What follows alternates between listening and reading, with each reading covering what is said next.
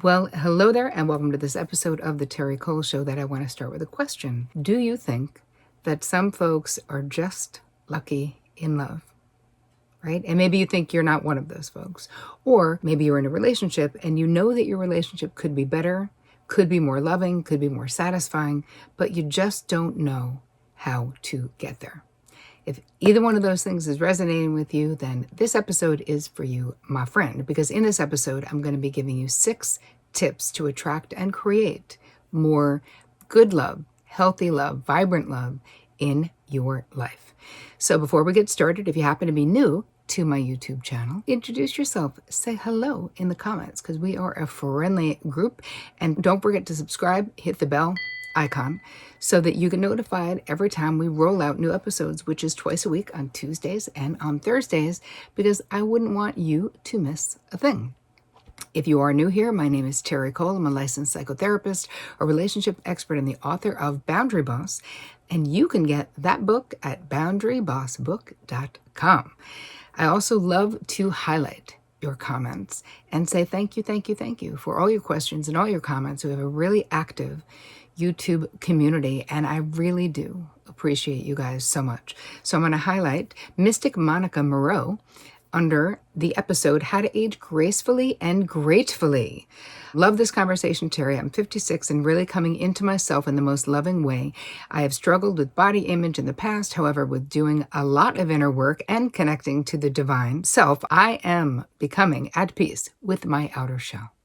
Right on. I love that so much, Mystic Monica. Thank you so much for sharing. I think all of us are striving, as she so lovingly said, to become at peace with our outer shells, right? We do all this work on our inner stuff, and even if we're healthy, we're going to age. And that's exactly what that episode was about. So if you didn't see it, feel free to go back to it. It was about aging gracefully and gratefully. All right, let's jump into today's content. So in this episode, I'm going to be talking about love because I've been a psychotherapist for 25 years, and there are things that people do and don't do that I believe directly impact the quality of love in their lives and whether they're single or not. Many people are happily single, right? So I'm not talking about that contingency per se, but you can also have more self-love in your life. And that's the first tip, is upping your self-love, regardless of your romantic situation, whether you're partnered or not. When you really think about it, self-love is the only path to real love or true love, at least according to me, because people are always looking to us, like our relationship with ourselves sets the bar for every other relationship that we have in our lives. And when you're growing up, you wouldn't think this, but it's true that, we're so outwardly focused so much of the time, and we learn to be people pleasers and make sure that this one's okay and that one's happy. And yet in the end, it turns out that the most important relationship you will ever have in your life, and it directly correlates to the quality of your life, is your relationship with yourself. So I'm going to give you in the guide, terricole.com/guide, I'm going to give you journal prompts for each one of these tips. Like really just listing, what are 3 things that you love about yourself? I'll inspire you right now to think about that. Can you easily, off the top of your head, go, I love that I'm a good person. I love that I have blue eyes. I love that I'm physically well. Whatever the things. I love that I'm kind. I love that I'm generous. Think about 3 things that you love about yourself. And then we're going to explore how to have more of that. How can you practice more self-love and create more opportunities to show your self-love? It's so incredibly important because really it's the beginning. Everything begins and ends with how we relate to ourselves, and that includes the kind of love we attract into our lives. All right, the second tip is have an open heart, right? To be open and receptive to love, because a lot of times if you've had bad experiences, we can be very closed energetically. Even our body language can say that we're closed. And so it's important that you kind of process what happened in your life. If you feel like your heart might be closed to love, or that if you're in a relationship, you only allow yourself to get so close to your partner because of past bad experiences. We really have to unpack that, because the only way to inspire more love in your life or better love in your life is you've got to be open to it. You've got to be receptive to love. And there's so much love in the world, and it can also be community love. Just being more present when you're out and about in the world, looking at a stranger and smiling, right? In a way, we're exchanging energy with other people all of the time. And if you're going through life in a very closed off way, you're not getting the benefit of that energy and the good feelings that come with that. So a journal prompt here is going to be about what fears you have or what negative past experiences might be holding you back from being open to love. And then sort of breaking down what you can do to remove those barriers, because you got to be open and you got to be receptive if you want more love in your life. All right, the third tip is to take care of yourself physically and emotionally. And again, this really could be a subset of self-love, right? Because that is what self-care is. It's so important for us to be physically and emotionally well if we're going to attract a healthy relationship. And I'm not saying if you have a chronic illness that you can't attract love. That's not what I mean. I mean within our power of what we're able to do, that we prioritize resting, sleeping, hydrating to the best of our ability, moving our bodies, right? To the best that we are able, and eating healthy foods, again, to the best that we are able. But these are all considerations that might seem far away from attracting or creating better love. But again, they're not, because it all begins and ends with you. So I want that to be a priority for you.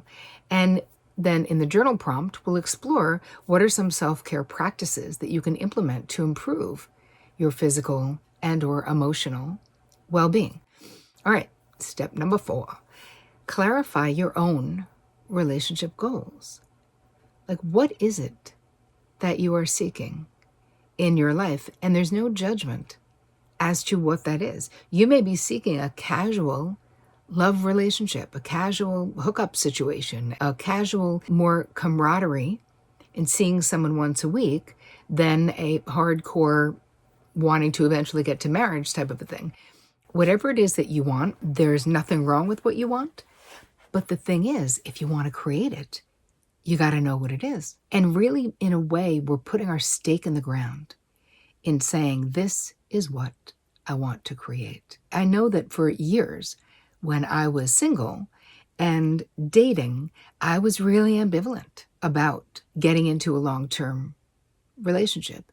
And it seemed like every relationship that I was in for X number of years, as soon as that person seemed to want to take it to the next level, is when I ended the relationship. So there was a part of me that I had this unconsciously, I mean, I figured all this out in therapy later, this connection that getting into a relationship or getting married in particular sort of meant the death of my dreams. And now this was something that I experienced in my family of origin, because it's what happened to my mother, who grew up with no money, had to work in a factory for 2 years to save money to go to college, got into a good college, was so excited. And my father went straight, they were already dating. My father went straight to college on an athletic scholarship. And my mother started her freshman year, like 2 years later, right? Because she needed to make money because her parents didn't have any. And she got pregnant with my oldest sister over Thanksgiving break. So she dropped out before the end of her first semester and never went back. And she never told that to me in like a cautionary tale type of way. She did always say, get an education and make your own money. She was super, super clear that that would create more freedom. But I think that those years when I was dating, I had this limiting belief in my unconscious mind that was really fueling and driving my behavior in those relationships, where I was so afraid to lose my autonomy. I was so afraid that even after I graduated college, then I was like, well, I won't have to give up my college dream, but I'll have to give up my career dreams. Now, None of the men that I was in relationships with said that, but there was something in there. So this is something that you might have unconscious limiting beliefs that you're not even sure why you feel that way. So anyway, clarifying what you want and having a deeper understanding of yourself, right? What do you want in those relationships? And perhaps why? Like, how do you actually feel about love? Because we can say we want something, but if we don't sort of analyze and understand these unconscious biases that we have about that thing, it was like in my fear of losing my dreams and associating that with being married, basically, that was driving a lot of the decisions that I was making, but I didn't know it until I did a deep dive in therapy. So anyway, I'm hoping to inspire you to do a deep dive so that you're not having unconscious things getting in the way or unconsciously blocking you from creating what you really want in your life. And knowing what you want is so important, and being able to say it. Like, I used to be kind of down on love to a degree, even though I had a lot of long-term relationships, but I never would have said I wanted to get married. I mean, until I did, until I had therapy and figured out all the stuff that was going on, and really until I met Vic. And I have to say, I don't know if I didn't meet Vic, if I would want to get married. Honestly, he's perfect for me. I'm not saying he's perfect. He's not. I'm not. But he's perfect for me. Just, I feel securely tethered and completely free simultaneously somehow in my marriage, which is what I always wanted, but I thought it was kind of an impossible task. And of course, it was an impossible task then, because I was a high-functioning codependent managing the crap out of my relationships rather than actually being in my relationships. Wow, I digress. Let's move on to the next tip. Number 5 is effective communication and boundaries. This is really important because what ends up happening is if we don't know how to effectively communicate, talk about how we feel and what we want, and especially do it early on in young relationships, we end up in relationships where our needs are not getting met. We end up in relationships where we feel unknown and unseen. You knowing where you need support when it comes to communication, where you need to learn more communication skills, because you can, just like any language, right? Communicating is something you can learn to do better, even if it makes you uncomfortable, but you have to want to do it and you have to be willing to put in the effort. And we'll have a journal prompt that says something like, in what ways can I improve my communication with my partner or with a potential partner? Because you also know the pitfalls in the past. Like, how did you deal with it in past relationships when you had something to say? Were you able to say it? If it was something sort of negative, if you were drawing a boundary or setting a limit? In my young self, in my 20s, I just couldn't do it. So I communicated passive aggressively, because here's the thing I learned being a therapist for so long, that as human beings, we can only talk things out or act things out. So anything you're not talking out, you will generally act out. And usually that is not going to be in your highest good or in the highest good of the relationships. So we're going to be diving in the journal prompt here. How can I be a better communicator? How can I set boundaries early and often, especially if you have not done that in the past? All right, getting into our 6th tip, gratitude. An attitude of gratitude in relationships, in your life, in your friendships, everywhere, is an absolute game changer if it's something that you're not doing regularly. It is so incredibly important. This is a vibe. You know, they say that on like social media now. It's a vibe. Gratitude is a legit vibe, because what it does is it changes the energetic vibrations that are leaving your body, that are going out into the world. And then what happens? Our energy hooks like energy. This is what I believe. Our energy hooks like energy. So if you are super grateful, you will hook into experiences, people, situations that will bring you more gratitude, more reasons to be more grateful, if that makes sense. And I also feel like it's cumulative. Like when I can get up in the morning and start my day with gratitude. I've already told you guys that every night, Vic and I say our 3 things that we're grateful for the day and our favorite moment of the day. That is a super simple, easy breezy, just nightly ritual that you can do yourself. If you're not partnered, do it yourself. Write it in your journal. What are 3 things that made you smile, that made you grateful, that made you feel good?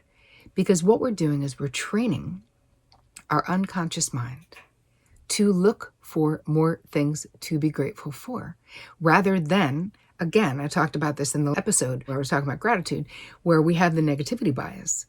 We naturally remember all the bad shit that happens. We don't have to try to remember that stuff. That stays in our mind 5 times more readily than the positive stuff. So I feel like it is a valuable endeavor for you to build your gratitude muscles.